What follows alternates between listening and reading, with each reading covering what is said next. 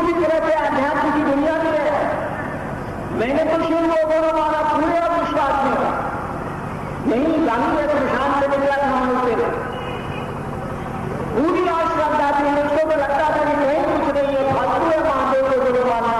अरे हर जगह पे कौन ठगाए थे, जितने मेरे संपर्क में लोग आए थे, सच्ची बात तो मैं नहीं जानता, महादेव की गुरु नहीं है, सब फालतू है।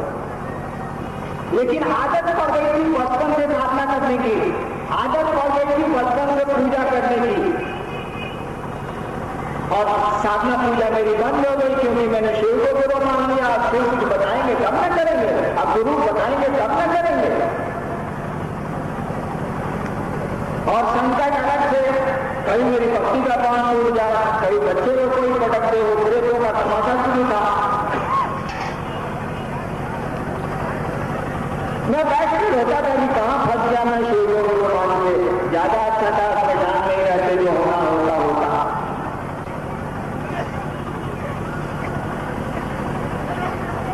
जब धीरे धीरे मेरी स्थिति खराब होने लगी, तब 1 साल के बाद, ठीक 1 वर्ष के बाद, मेरी शर्त थी कि आप मान से उतरेंगे, आप तो कुछ नहीं सीखेंगे, आदमी के रूप में आएंगे तो कुछ नहीं सीखेंगे। तुर्की मुजफ्फरपुर में शाम का समय था, मैं बैठा था, हवा का एक झोंका सांस के मंत्र को चढ़ाते हुए आया और सांस निकली तो चला गया। मंत्र आपको मालूम है, आप लोग सभी जानते हैं।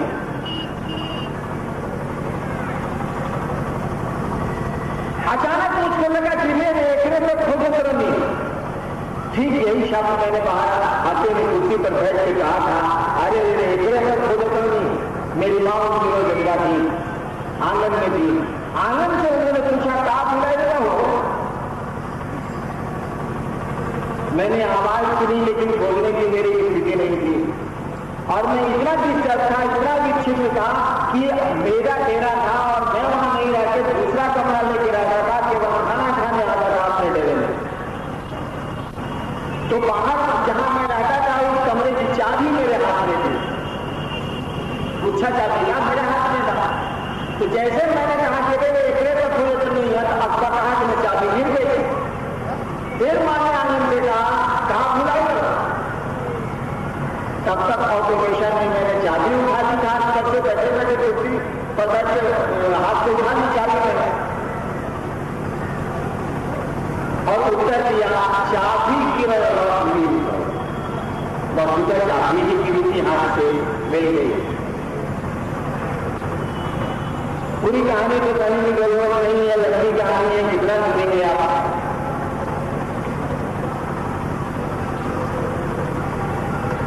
और मेरे साथ चमत्कार शुरू हुए। मैंने चमत्कार के लिए गुरु माना था शिव को। पहले के गुरुओं के पास भी मैं गया था चमत्कार सीखने के लिए, खुद ही मैं चमत्कार बन गया था। शिव को मैंने गुरु माना, 1 वर्ष तक कहीं कुछ नजर नहीं आया। और मेरे साथ चमत्कार शुरू हो गए। मैंने फिर समझा कि ठीक पहले वाला भूत प्रेत का तमाशा मेरे साथ शुरू हो गया। तब तक मैं पीजी हो गया, डिप्टी कलेक्टर हो गया बिहार सरकार में। सरकार ने मुझको पलामू जिले में एक ब्लॉक का वीडियो बना दिया। आज भी उस ब्लॉक के थाना में सराहा स्टेशन डायरी एंट्री है। शिव को मैंने गुरु माना, 5 साल बीत गए, मंत्र भी मुझको मिल गया है और प्रेतों का उत्पाद जारी है। जो प्रेत 13 साल से थे और आरा गांवी स्टेशन में जिनका साथ मैंने छोड़ा,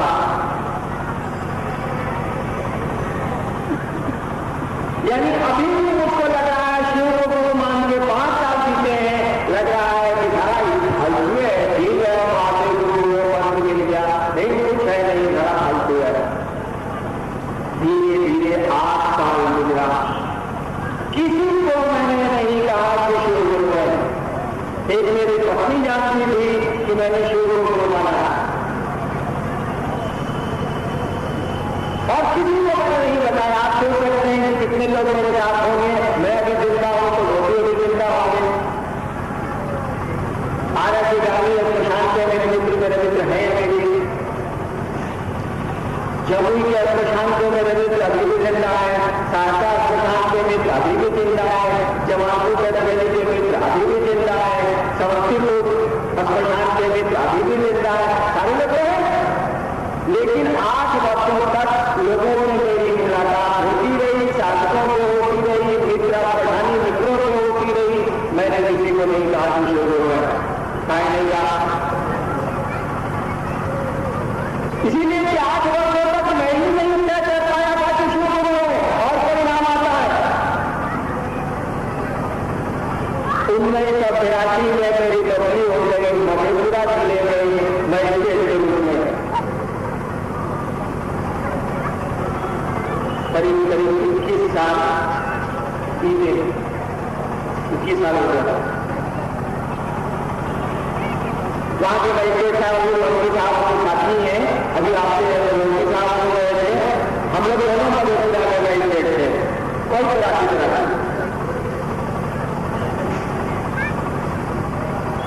जब मैं मधेपुरा गया तो वहां तो अस्पताल में गिराजपुर में पहुंचा था और अस्पताल में जाता करता था, वो लोगों से मेरी मुलाकात हुई। अभी तो उनके एक आदमी जाने मानने बनती नहीं है, उनसे मेरी मुलाकात हुई और उनको मैंने पहली बार कहा कि दादा महादेव को गुरु मुख्य अस्पताल में 40 साल से समय आ चुका है, शिव गुरु मानी। और तब मधेपुरा में जब मैंने पहली बार लोगों को कहा कि शिव गुरु है, तब लोगों ने कहा कि जानते हैं महादेव गुरु। मुझको पहली बार मालूम हुआ मधेपुरा में 1982 में शिव को गुरु मानने के 8 वर्षों के बाद कि महादेव गुरु है, लोगों को ही बात पता है। शिव गुरु है, लोगों को ये जानकारी है। तब मैंने किताबें उल्टी की, किताबों में कहां लिखा है कि शिव गुरु है। जब किताबों को उल्टा मैंने पुस्तक के पन्ने उल्टे मैंने शास्त्रों के और आध्यात्मिक पुस्तकों के पूरे शास्त्र बने शिव गुरु के बारे में। वो उपनिषद कहती है, पुराण कहते हैं, सब लोग कहते हैं शिव गुरु है। जगत गुरु नमः तुभ्य नाम गुरु नमः, हे जगत के गुरु तुमको प्रणाम है, हे गुरुओं के गुरु तुम्हें प्रणाम है। और 1982 से धीरे धीरे ये बात 1 से 2 कानों में गई, 2 से 3 कानों में गई कि महादेव गुरु हैं और उनसे शिष्य के रूप में हमारा आपका संबंध बन सकता है, उनके हम आप शिष्य हो सकते हैं। और सीधी क्या है, जगत गुरु का मानी क्या होता? किसी के बारे में अगर कहा जाए कि ये जगत का गुरु है, किसी के बारे में कहा जाए कि ये जगत का डॉक्टर है, इसका अर्थ क्या होता है? इसका अर्थ होता है कि जगत के एक आदमी को ये हक बनता, संसार के एक व्यक्ति को यह अधिकार बनता कि उस डॉक्टर से, जो जगत का डॉक्टर है, जगत का चिकित्सक है, अपना इलाज करा सके। कोई रोक टोक नहीं होगी, कोई बंधन नहीं होगा। ठीक उसी तरह से जगत गुरु शब्द का अर्थ होता है, जबकि जगत का कोई भी आदमी केवल होना चाहिए, वो किसी धर्म का हो, किसी जगह का हो, किसी जाति का हो, किसी रंग का हो, कितना हो अमीर हो, कितना हो गरीब हो, किसी स्थिति का हो, उसको ये छूट है, उसको ये स्वतंत्रता है, वो फ्री है कि उस जगत गुरु को जिसके बारे में कहा जाता है कि ये जगत का गुरु है, उसको अपना गुरु बना सके, उसका शिष्य वो बन सके।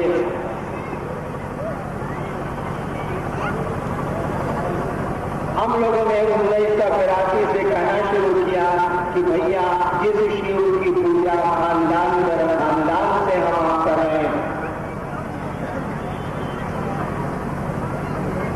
जिस महादेव की पूजा सदियों से हमारे आपके बीच में होती चली आई है, वह महादेव गुरु है। और अब गुरु अपने शिष्य को अपने जैसा बनाने का दायित्व लेता है। गुरु का क्या काम है भाई साहब? गुरु क्या करते हैं? गुरु शिष्य को अपने जैसा बनाते हैं। संगीतज्ञ गुरु होगा तो शिष्य को संगीतज्ञ बनाएगा, पहलवान गुरु होगा तो शिष्य को पहलवान बनाएगा, आध्यात्मिक गुरु होगा तो शिष्य को ईश्वर बनाएगा, ईश्वर से जोड़ेगा। क्योंकि कहा जाता है कि गुरु साक्षात परब्रह्म, गुरु को भगवान कहा गया है, इसीलिए गुरु अपने शिष्य को भगवान से जोड़ते हैं, उसके भीतर भगवान को अवस्थित करने की जिम्मेवारी लेते हैं, दायित्व लेते हैं। गुरु का काम केवल मंत्र बतलाना नहीं है, जिस तरह से डॉक्टर का काम केवल इलाज करना नहीं है। अगर इलाज करना डॉक्टर का काम होता तो इलाज करने के बाद जब बीमारी हमारी आपकी नहीं ठीक होती है तो हम लोग डॉक्टर बदलते हैं कि नहीं बदलते हैं। डॉक्टर का काम केवल इलाज करना नहीं है, इलाज करके रोग को हटाना है, रोग से मुक्त करना। इसी तरह से शिक्षक का काम केवल पढ़ाना नहीं होता। शिक्षक का काम है कि वो पढ़ा के अपने छात्र में उस पढ़ाई का परिणाम सुनिश्चित करें। एक साल पढ़ोगी लड़का फिर लड़का चले, लड़का के गार्जियन मास्टर आज से बदलती हैं, स्कूल बदलती हैं कि दूर एक साल पढ़ोगा तो ना पास करेगा, बदलते नहीं स्कूल। ठीक उसी तरह से गुरु का काम केवल साधना बतलाना नहीं है, गुरु का काम केवल प्रक्रिया और मंत्र बतलाना नहीं है। गुरु को यह सुनिश्चित करना पड़ता है कि उसका शिष्य शिव हुआ या नहीं हुआ, उसको शिव बनाने की जिम्मेवारी गुरु को लेनी पड़ती है। आज शिव के गुरु स्वरूप की इस डिग्री पर जरूरत है, इस अंश से जरूरत है कि हम आप कल्पना नहीं कर सकते। जिस शिव, जिस देवताओं की पूजा हम दिन रात करते हैं, जिन देवताओं की पूजा की पद्धतियों से हम लोग कई 100 वर्षों से जुड़े, 1000 वर्षों से जुड़े, उनकी संगति का कोई परिणाम हमने आगे नहीं निकल रहा है।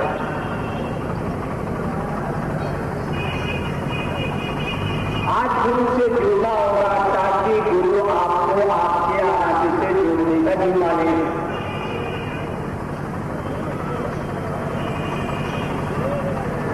और जब शिव ही गुरु है, कहा जाता है कि चन्ना मामा सबके मामा शिव नगर के बाबा।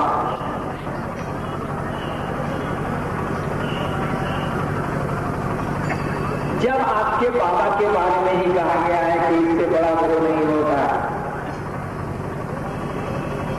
लोग देवघर जाते हैं, हम लोग क्या सचिवालय में दरखास्त देते हैं कि बाबा धाम जाना है, 2-3 दिन का हमको आकस्मिक अवकाश दिया जाए। नहीं लिखते हैं लोग कि हमको देवघर जाना है, बाबा धाम जाना है। यानी बाबा धाम से आप पूछ जाइए कि बउआ जाएंगे देवघर,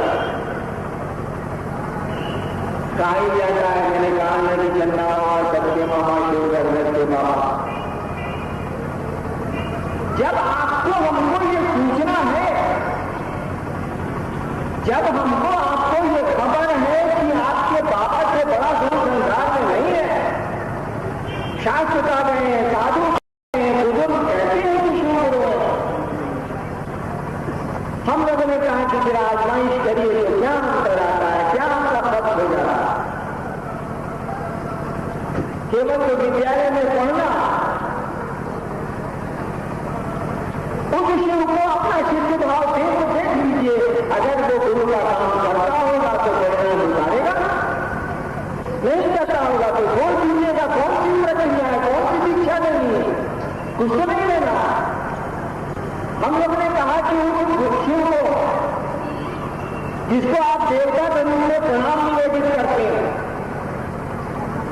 जिसको आप भगवान के रूप में अपने कष्ट की निवृत्ति के लिए प्रणाम करते हैं, पूजा करते हैं, जिसकी उसमें तो एक बात को केवल जोड़ देना है कि हे महादेव, आप मेरे गुरु भी हैं, आप मेरे गुरु हैं, हम पर दया करिए।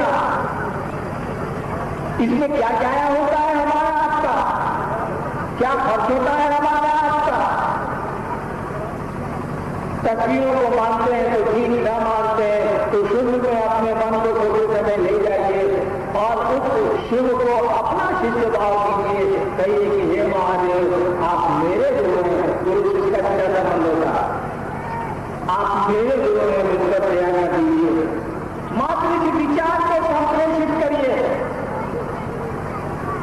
शिष्य भाव के विचार को स्वरूप को संप्रेषित करिए। जैसे आप कहीं होते हैं, महादेव को प्रणाम कर लेते हैं, अपने दुख तकलीफ को प्रेषित कर देते हैं। ठीक उसी तरह से उस गुरु सत्ता को या संप्रेषित करिए कि वो आपका गुरु है, आप उसके शिष्य हैं। धीरे धीरे जैसे आपके मन में वह विचार, शिष्य का विचार थोड़ा गाढ़ा होगा, थोड़ा मजबूत होगा, थोड़ा मजबूत होगा, अगर शिव गुरु है तो वहां से एक धारा चलने लगेगी और आपको परिणाम पलटने लगेंगे। वो तो गुरु है, हमको आपको केवल शिष्य होना, और शिष्य तो मन बनेगा ना भाई साहब। चेला तो कपड़ा नहीं बांध सकता, रुद्राक्ष का कंगन हाथ में बांध लेने से कोई महादेव का चेला थोड़े ही हो जाए।